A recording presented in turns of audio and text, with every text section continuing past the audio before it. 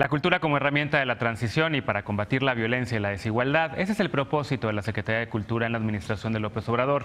¿Es un proyecto posible o solo una promesa? ¿Qué avances ha tenido este plan en los primeros 100 días de gobierno? Veamos el contexto. Con el lema Los Pinos para Todos, el primer día de mandato de Andrés Manuel López Obrador se abrió la residencia oficial de Los Pinos para convertirse en complejo cultural. Y esa residencia oficial ya se abrió desde hoy al público y se integrará al bosque de Chapultepec para convertirse en uno de los espacios más grandes e interesantes del mundo para el arte y la cultura. En 100 días de gobierno, casi 1 millón de personas la visitó. La secretaria de Cultura, Alejandra Frausto, ha señalado que el principal objetivo de su gestión es garantizar el derecho humano a la cultura para combatir la violencia y la desigualdad. Para este año, la Secretaría de Cultura informó que áreas administrativas, rubros duplicados y gastos superfluos perderían presupuesto, pero que el monto destinado a las actividades culturales crecería 52%. Frausto señaló que antes de construir nueva infraestructura cultural, se daría mantenimiento a la ya existente. En enero, la dependencia presentó el plan de diplomacia cultural para impulsar la presencia de la cultura mexicana en el mundo, y un mes después el programa Cultura Comunitaria para desarrollar a las culturas locales de comunidades, municipios y zonas vulnerables. En su informe por 100 días de gestión, la dependencia informó que en este periodo se dio mantenimiento a museos y monumentos históricos y que se han recuperado 115 inmuebles, además de reabrir la Biblioteca de las Artes del Centro Nacional de las Artes. El director general de Bibliotecas, Marx Arriaga, informó recientemente que hay 544 bibliotecas públicas cerradas, algunas por haber sufrido daños durante el terremoto de 2017 y otras por falta de personal. La gestión de la Biblioteca Vasconcelos ha sido uno de los puntos más críticos para la dependencia tras el retiro de Daniel Goldin como director. La protesta exigiendo la restitución de Goldin sumó 18,000 firmas en la plataforma en change.org, pero el editor no aceptó continuar con el cargo. En febrero pasado, la biblioteca operaba al 70% de su capacidad por falta de personal, tras la decisión del gobierno federal de no recontratar a trabajadores eventuales y por honorarios. Punto y contrapunto. Primer tema de discusión esta noche de viernes, y en esta ocasión nos acompaña Antonio Martínez Velázquez. Él es de Comunicación Social de la Secretaría de Cultura. ¿Cómo estás, querido Antonio? Bienvenido. Muchas gracias. Has estado en otras veces conmigo, primera vez que estás en Punto y Contrapunto. Bienvenido, me da mucho gusto que estés por acá. Gina Jaramillo, ella es analista de temas culturales y también está en Radio Ibero. ¿Cómo estás? Muy bien. Bienvenida. Gracias por la invitación. Gracias a ti. Esther Hernández, de Vinculación Cultural de la Secretaría de Cultura. ¿Cómo estás? Bienvenida. Muy bien, gusto. muchas gracias. Un gusto. Isaac Torres, analista de temas culturales y artísticos. ¿Cómo estás, Isaac? Bienvenido. Hola, muy bien, mucho gusto. Gracias por venir. Empezamos contigo, Antonio, con los puntos de la noche. Estos más de 100 días del arranque del gobierno del presidente López Obrador. Sin duda la cultura, yo creo que sí arrancó, digamos, sorprendiéndonos a todos con esto del proyecto de Los Pinos para Todos. Creo que fue un gran acierto del arranque. Y desde entonces, pues hemos visto mucho de entrada la Secretaría de Cultura, de repente como muy presente, ya lo decía la nota, en la reunión de embajadores y cónsules, pero también de repente con todos estos problemas que hubo, sobre todo con los creadores, con el tema del FONCA, que tenemos una mesa dedicada a ese tema en específico, el siguiente bloque. Pero para ti, ¿cuál es el balance de estos 100 días? ¿Cuáles dirías que han sido los aciertos? ¿Cuáles dirías que han sido los errores? ¿Qué les falta? ¿O qué te hubiera gustado ver más a ti en estos 100 días? Pues mira, yo diría un par de cosas. De entrada, que esta administración o esta administración cultural se inscribe en lo que el presidente ha llamado la cuarta transformación, que es en sí mismo un cambio cultural en el país, es decir, donde muchas cosas que antes se daban por sentado se mueven, lo estamos viendo. Hay que inscribirla en ese contexto, porque si no, no lo entendemos. Si lo entendemos en la inercia que venía, pues entonces se queda un poco fuera de foco. Eso es en primer lugar. Y creo que eso no solamente con Los Pinos, sino con la ceremonia del 1 de diciembre en el Zócalo, queda patente un tipo de hacer cultura que está mucho más ligado con las comunidades, que está mucho más ligado con una escala mucho más humana de la cultura. Eso en primer lugar. En segundo lugar, creo que, y lo ha dicho la secretaria en distintas ocasiones, es una institución que no se había revisado hacia adentro. Por varias razones. Es una secretaria muy joven, que por un lado nació en el sexenio pasado, al parecer había sido solamente un cascarón, no había todavía nada, digamos, pero de además, leyes secundarias. simplemente en la relatoría de hechos, Rafael Tovar de Teresa fallece, luego entra María Cristina García Cepeda, tiembla y de pronto se embarca la Secretaría en un tema de la reconstrucción del patrimonio y se ha dado muy poco tiempo a revisarse hacia adentro. Y estos 100 días, parte de lo que hemos hecho es revisar hacia adentro de la institución y entender cuáles son, porque digamos, la cultura, yo creo, y eso es una apreciación personal, se hace con las instituciones, sin las instituciones y a pesar de las instituciones. Es decir, México es un país eminentemente cultural, es una potencia cultural, pero la institución cultural sí debería revisarse hacia adentro y es lo que ha pasado estos 100 días. Parte de los cambios tan abruptos que se ven o que se percibe hacia afuera, pues responden a esta revisión profunda de cuáles eran esos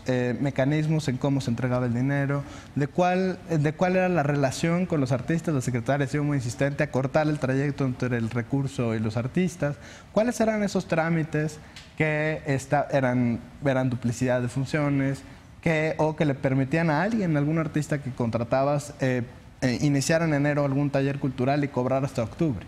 Es decir, como todo eso requiere una ingeniería institucional que la institución no se había dado tiempo de hacer y que hemos hecho estos primeros 100 días. Entonces, en ese sentido, eso es lo que ha pasado. Es decir, luego tiene sus puntos. Está evidentemente Los Pinos, pero también la repatriación de los 594 exvotos de Italia, que además es una línea de trabajo. Está desde luego la presentación de cultura comunitaria, ¿no? Que es además una de las grandes apuestas.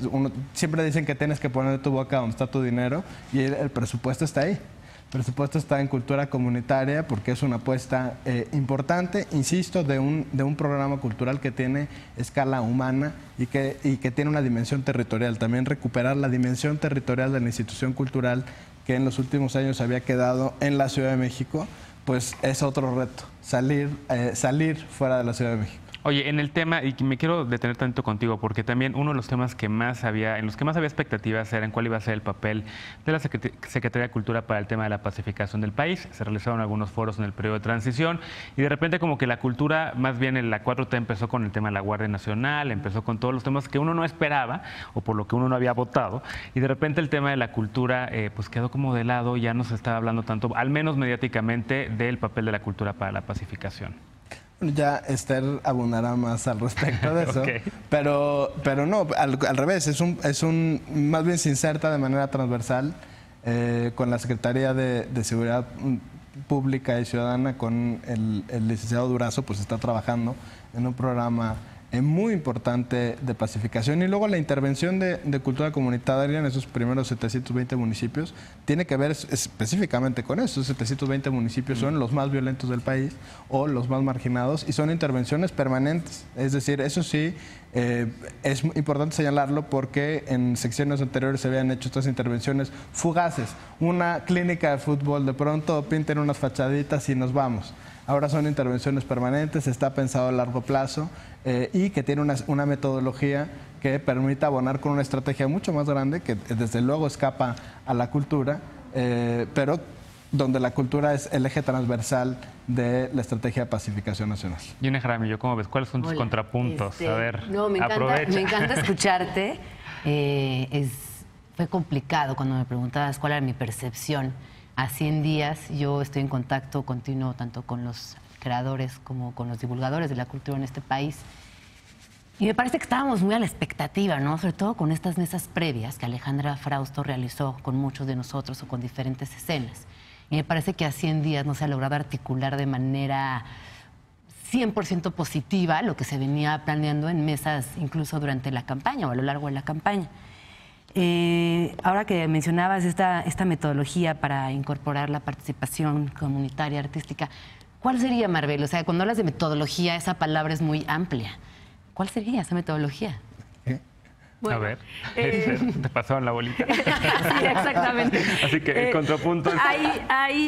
La hemos llamado milpa cultural y tiene 3 momentos. Uno es recoger ideas, segundo, sembrar procesos y tercero, cosechar alternativas. En el recoger ideas estamos teniendo acercamiento en las comunidades, en los municipios, con los distintos agentes culturales, con creadores, artistas, promotores culturales, portadores de patrimonio cultural inmaterial, investigadores y académicos. Y entonces se está haciendo un análisis en este recoger ideas en el que los agentes están diciendo cuáles son las necesidades culturales de sus municipios, cuáles son las problemáticas que atraviesan y qué es lo que esperan del Estado. Y algo que ha sucedido en la mayoría de los puntos en los que hemos iniciado este diagnóstico, este acercamiento, tiene que ver con, por favor, que no llegue la Secretaría a imponer programas. Primero escúchenos, nosotros sabemos qué necesitamos y sabemos qué es lo que tiene que hacerse. Entonces construyamos, y el planteamiento desde nosotros es construyamos juntos, ¿no? Porque hay dos ejes del programa de cultura comunitaria que tienen un sentido de intervención, que están diseñados, y otros dos que se alimentarán de lo que surja con las comunidades, ¿no? Entonces, el primer momento es este acercamiento en cuestión metodológica, que es el recoger ideas. El segundo, sembrar procesos, es iniciar ciertas actividades. En el tema específico de seguridad, estamos trabajando de manera con la Estrategia Nacional de Seguridad, y entonces ahí sobre todo va un tema de prevención con niñas, niños y jóvenes, grupos de creación colectiva en distintas disciplinas artísticas, en música, coros, orquestas, pero también en teatro, en artes visuales, en fotografía, y para esto se contrata a artistas locales, porque son los que van a estar ahí, porque son, como decía Antonio, proyectos permanentes. Estos proyectos permanentes son grupos todos los días, 4 horas diarias, trabajando con infancias y juventudes en riesgo, ¿no? Ese es uno de los elementos. El otro se llama Territorios de Paz, precisamente en la estrategia de pacificación, en la estrategia de seguridad, y este tiene que ver con involucrar a los agentes culturales en pensar cuáles son las necesidades, innovaciones, qué proyectos conjuntos se hacen, fortalecer las capacidades de estos agentes a través de acciones de capacitación para precisamente tener acciones permanentes en esos lugares en los que se vincule la creación con el desarrollo comunitario. Oye, y hablando de metodología y tiempos, esto me parece fantástico, el diagnóstico, buscar la creación colectiva, involucrar a primeras infancias. Y en tiempos, ¿de cuánto estamos hablando? Porque vuelve a lo mismo, ¿no? Tenemos este tiempo de investigación, análisis, vengan a la Junta, vamos a recabar puntos. A ver, eso en cuanto al tiempo, déjame también incorporar a Isaac un poco también para que pueda aprovechar los 4 minutos que nos quedan de este bloque. Digo, tenemos los siguientes 2 bloques para seguir hablando y podemos alargarnos un poco más si quieren con este mismo tema. En los otros 2 bloques viene lo del FONCA, pero también lo del programa de cultura comunitaria. Pero usamos toda la hora del programa un poco para que si quieren hagamos este ejercicio en donde ustedes están encarando a quienes hoy son autoridades culturales y en efecto en este diálogo que creo que pues, la gente podrá estar muy interesada. Isaac, ¿quieres abonar algo más a la pregunta? En la línea de lo que comentaba Marvel al principio de las intervenciones, la Secretaría de Cultura es un monstruo, es una entidad que además tiene una formación muy reciente y que si bien absorbe la estructura institucional que ya estaba dictaminada a través del Consejo Nacional para la Cultura y las Artes, es un proceso corto en el cual se ha tratado de construir una institución, ¿no? Y si hay dentro de la organización de la Secretaría de Cultura muchos atributos y muchas dependencias, hay una parte que yo considero que está siendo como bastante olvidada en términos de atención, que es la que, diría yo, se dirige específicamente hacia los procesos educativos y formativos, ¿no? La estructura profesional para tener acceso a una educación en artes a nivel profesional generalmente depende de los institutos de investigación que están adscritos a la Secretaría de Cultura, que es el caso del Instituto Nacional de Bellas Artes y del Instituto Nacional de Antropología e Historia, y estos a su vez administran los programas educativos que durante el régimen de administración del Consejo Nacional para la Cultura y las Artes estaban, digamos, como coadministrados con la Secretaría de Educación. Hoy en día la apertura de una Secretaría de Estado dedicada a la cultura ofrece la gran oportunidad de construir y de fortalecer una gran red de educación artística que sea, digamos, un germen hacia el futuro para poder realmente llevar a cabo esta transformación cultural a la cual apuesta este proyecto político de la 4T. Y de la que también, como decía Gina Jaramillo, hay grandes expectativas, pero de pronto la comunicación que ha habido entre la institución y la comunidad artística ha sido más desfavorable para la institución y además también apoyado desde la parte de los medios a construir un clima, digamos, como de desazón, como de desconocimiento acerca de qué es lo que va a pasar. Y por un lado la comunidad artística se siente, digamos, amenazada por estos posibles cambios estructurales que además no se ven completamente definidos, ciertamente definidos, y por el otro lado la institución también tiene que prolongar estos procesos de aproximación hacia la comunidad artística pero tiene que establecerlos a través de metodologías que sean muy claras y sobre todo para saber hacia dónde se dirigen esos mecanismos de participación de la comunidad. A ver, un minuto para responderlo del tiempo y un poco el comentario también de Isaac, que sobre todo esta desconfianza o esta desazón, como él la llama, de la comunidad cultural con respecto al sector cultura. Claro, hay un tema ahí muy importante y es que es una parte de la comunidad cultural. En los estados, en el resto de las entidades federativas, al contrario, se dice, hey, qué bien que están volteando al resto del país, ¿no? Que no solamente se están concentrando en la ciudad o en las capitales. Entonces, el asunto es que hay distintas comunidades distintas comunidades culturales, que cada una algunas tienen más visibilidad y más voz que otras, ¿no? Y se hace notar como mucho más fuerte. Pero en todos estos diagnósticos que estamos teniendo, estos diálogos, acercamientos, el planteamiento es precisamente eso, hey, qué bueno, por favor, aquí estamos haciendo, ¿no? Parece, y eso se ha dicho en todos lugares, parece que las instituciones estatales y federales de cultura tienen a sus artistas favoritos. ¿Y dónde estamos todos los demás, no? O sea, ¿dónde está el apoyo para todos nosotros? Y entonces este primer acercamiento pues tiene que ver con reconocer también a esos actores. Te faltó el tiempo que preguntaba Gina. Déjame hacer una pausa, regresamos Claro que sí. porque el tiempo aquí vuela, pero regresando a le puedes contestar también sobre el tiempo para implementar, instrumentar todo lo que quieran hacer. Claro que sí. Vamos a una pausa. Al regresar, los apoyos del Fondo Nacional para la Cultura y las Artes, el FONCA, son objeto de cuestionamiento. Regresamos con este tema y más a Punto y Contrapunto.